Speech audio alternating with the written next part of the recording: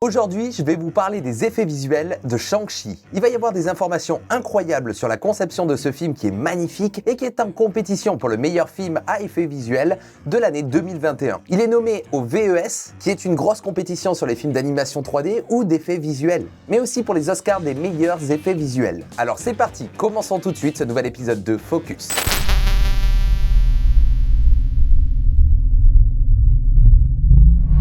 Shang-Chi et la légende des 10 anneaux est un film bourré d'effets visuels avec des environnements incroyables, ainsi que des pouvoirs magiques liés à la culture chinoise, ultra visuels et puissants. Alors c'est parti, découvrons des petites anecdotes sur la technique de ce film. La séquence du bus. Dans cette séquence, le bus dévale une pente de San Francisco à toute allure et les gens à l'intérieur sont en panique totale et Shang-Chi se bat contre des méchants. Alors comment ils ont tourné cette séquence ? D'abord, qui dit combat dit chorégraphie. Qu'il y ait des effets visuels ou non, une chorégraphie de combat, ça se prépare en amont avec des prévises 3D, mais aussi des cascadeurs et chorégraphes qui vont aller sur le tournage pour montrer aux équipes dans quel angle il va falloir tourner les actions. Parce que c'est un bordel de tourner dans un bus qui dévale une pente à 1000 à l'heure. Et bien entendu, ils n'ont pas filmé réellement dans un vrai bus. Dans leur énorme studio, ils ont mis un bus sur des pistons qui allaient bouger pour donner l'illusion de mouvement. Ils ont tourné à Sydney, en Australie. Et derrière, il y avait des immenses fonds bleus pour rajouter un environnement. Et en général, on crée des environnements en 3D où on prend en fait du matte painting, on crée et on conçoit l'environnement sur des logiciels comme Photoshop, Maya, etc.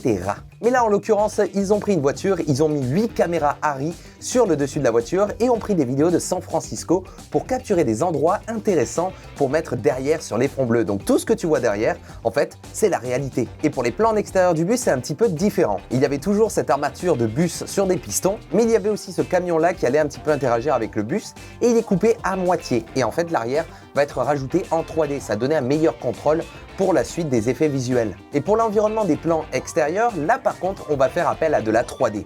Voilà pourquoi ils ont utilisé de la captation LiDAR. C'est une sorte de gros radar géant. Je te le vulgarise énormément, mais il y a déjà eu des vidéos sur ça sur la chaîne.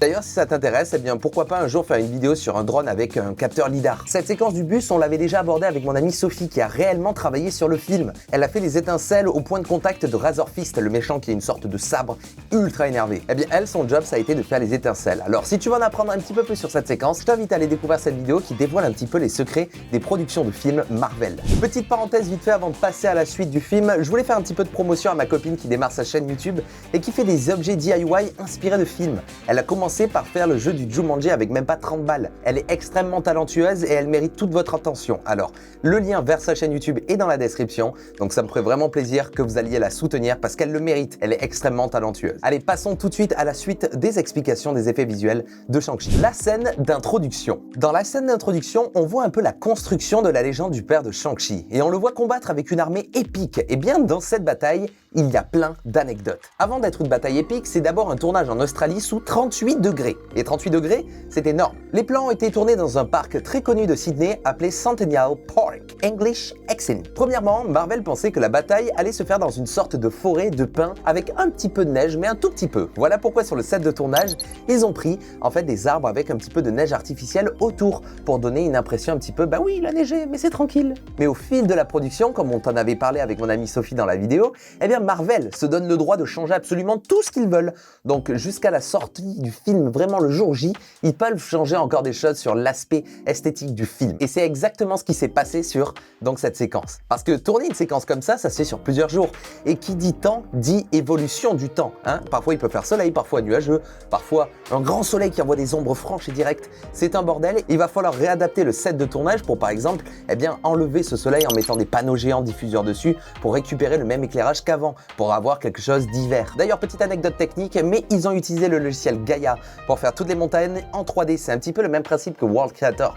J'avais utilisé ce logiciel sur ma vidéo Loki qui va nous permettre en fait de créer des montagnes et des collines en 3D d'une manière extrêmement réaliste. Bon, du coup sur cette bataille qui maintenant va se passer en hiver, comment ils ont construit le truc? Donc le premier cliché, tu l'as vu, ils sont dans une forêt et sur le set de tournage, ils ont préparé de la fausse neige pour dire bah voilà, il a un petit peu neigé, tranquille. Puis ils vont rajouter l'environnement étendu avec des arbres et le terrain qui continue au loin. C'est ce qu'on appelle le blocking, c'est poser des éléments dans notre image pour essayer de comprendre sa composition et se dire très bien, là je suis sur un point de force, là sur un autre point de force, là je vais passer sur le tiers différent.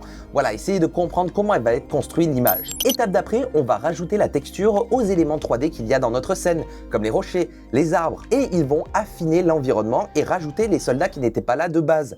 Donc on passe d'une baston générale à 10 heures au collège à une bataille extrêmement vénère avec des soldats, des chevaux, un mec qui a des anneaux magiques et qui est en train de rosser des milliers de personnes. Fou, les effets spéciaux. Puis la dernière étape, c'est le petit coup de polish pour ajouter des éléments à droite et à gauche. Et moi personnellement, ce que je trouve incroyable dans ce genre de séquence, c'est le fait que sur le sol, il y ait de la neige qui est vraiment en interaction avec les acteurs qu'il y a de base. Je trouve ça fou parce que c'est pas juste mettre une texture de neige comme moi, ce que je pourrais faire. Non, non, non, là il y a vraiment de la neige, de la poudreuse qui peut interagir avec les acteurs, par exemple comme lui, qui tombe sur le sol. Moi, c'est ça, c'est ce genre de petits détails que je trouve vraiment fou. Le sens du détail est énorme, c'est magique. Parce que oui, il va falloir faire l'interaction de la neige quand il y a le père de Shang-Chi qui est en train de balancer des anneaux, la neige va s'envoler, va virevolter dans tous les sens. Il y a plein de paramètres physiques à prendre en compte. Passons à une autre séquence et on va continuer de parler d'environnement parce que je trouve ça vraiment incroyable sur ce film. Parlons de la scène où le père de Shang-Chi rencontre et tombe sous le charme de sa future femme. Ying Li, c'est la future mère de Shang-Chi du coup. Et comme tout maître d'arts martiaux qui se respecte, chaque début d'histoire commence avec un gros fight. Donc il se fight avec sa future femme. Très bien. Et ce fight se trouve dans un endroit vraiment magnifique avec des bambous partout et un éclairage fabuleux. Et bien ça, ils ont vraiment reconstruit ça sur un set de tournage avec des décorateurs qui ont fait vraiment un environnement fou et un directeur de la photo qui a fait un éclairage mucho gusto. Et ensuite, grâce au fond bleu et fond vert, ils vont étendre ce set de tournage. Là, on commence à avoir l'habitude. Mais ce que je trouve vraiment incroyable sur cette scène-là, c'est que Yang Li, la mère de Shang-Chi, arrive à faire des courants d'air et arrive à donner des bourrasques et des vents du coup au père de Shang-Chi. Et ça, c'est vraiment très bien fait parce que par terre, il y a plein de feuilles. Et il va falloir les simuler, ces feuilles, cette poussière et tout ça. Et ça va être vraiment très compliqué parce qu'il va falloir avoir quelque chose de réaliste, mais aussi un petit peu de science-fiction Marvel. Parce que faire des courants d'air comme ça, c'est pas quelque chose que l'œil humain a l'habitude de voir, n'est-ce pas? L'avatar n'existe pas. Donc c'est super intéressant de voir comment ils ont fait la physique des feuilles parce qu'elles sont fines, donc il y a de la résistance à l'air, elles tournoient un petit peu, ils vont faire plein de simulations de FX, ils vont devoir rajouter de la gravité, la turbulence, la vorticité, la résistance à l'air, plein de choses qu'ils vont devoir prendre en compte pour avoir un résultat mucho gusto encore une fois. Maintenant, passons à ma séquence préférée. C'est quand ils sont sur des échafaudages en bambou sur un immeuble à Macao. Ils sont en train de se foutre sur la gueule avec des méchants. Et sur cette séquence, il y a tellement de choses qui ont dû prendre tellement de temps. Quand j'ai vu cette séquence, j'étais comme ça et j'avais le nez qui coulait. Mais alors, c'est quoi qui a donné le plus de travail aux équipes des effets visuels? Eh bien, ce sont les réflexions, car ils sont contre la façade d'un immeuble dans le film. Voilà pourquoi les équipes ont tourné dans un studio où ils ont construit simplement 3 étages de l'immeuble. Comme ça, ils allaient retourner sur ces 3 étages en fonction de la chorégraphie pour rattraper s'ils descendent par exemple là. Ok, on va reprendre là et descendre comme ça en fonction de 3 étages. Et cette façade donc est en réalité qu'un miroir géant. Mais alors pourquoi? Eh bien tout simplement parce qu'en face de ces miroirs, de l'autre côté du studio, il y a plein de fond bleu. Comme ça, le fond bleu allait être reflété sur la façade de l'immeuble et je te le donne en mille, les reflets de cette séquence ont tout été rotoscopés manuellement à la main juste pour extraire les reflets des acteurs et avoir donc ce côté réaliste.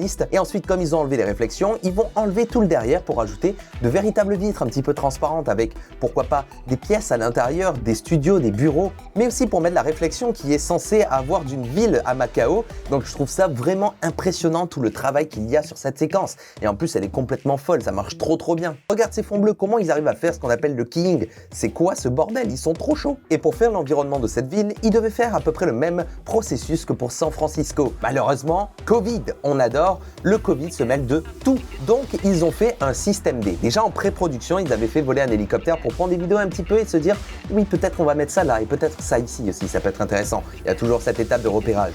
Eh bien, ils ont utilisé ce genre de vidéos, mais aussi pas que ça, parce qu'il n'y avait pas assez de matière. Donc, ils sont allés sur quoi? Sur Google Maps et OpenStreetMap, qui allaient leur permettre de récupérer un petit peu des angles de vue, des machins, des bidules, pour avoir des images pour faire par exemple de la photogrammétrie et essayer de reconstruire le plus fidèlement la ville donc de Macao. Et maintenant, parlons de la séquence finale. Mais ça sera juste pour illustrer la conclusion car c'est un bordel monstre. Il y a 1 milliard de choses dans la séquence finale et les environnements, le tracking des plans qui sont insane. Regarde ça! Comment ils arrivent à faire un tracking de ça? Les créatures magiques avec le dragon, les monstres flippants, le combat de Shang-Chi et de son père qu'on attend et qui est d'ailleurs tourné dans un environnement un petit peu sombre, tout simplement parce que les anneaux font de la lumière et eux ils voulaient capturer eh bien, la beauté de la lumière et la lumière est beaucoup plus visible dans la pénombre, dans l'ombre. Voilà pourquoi ils ont fait ça, avoir un environnement plutôt sombre, comme ça les anneaux allaient briller de mille feux, allaient avoir un peu de fumée à droite à gauche. C'est magnifique et il pense à tout et j'adore ça. Shang-Chi, c'est vraiment une perle au niveau des effets visuels qui m'a encore plus impressionné que Dune par exemple, qui est un peu le favori au niveau des Oscars et des VES. Mais moi, Shang-Chi, je l'ai vraiment trouvé impressionnant techniquement et vraiment, je trouve que c'est un Marvel différent. Quand je le regarde, il y a toujours les doses d'humour, les machins, mais esthétiquement parlant, il se tournerait plus même du côté des Éternels. Le film est extrêmement beau et ça fait plaisir à voir, pas comme Spider-Man No Way Home.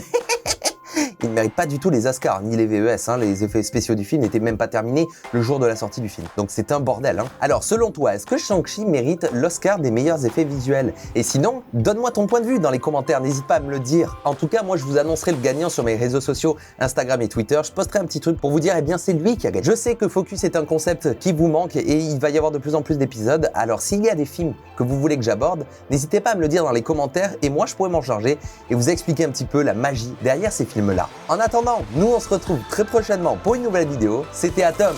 Ciao.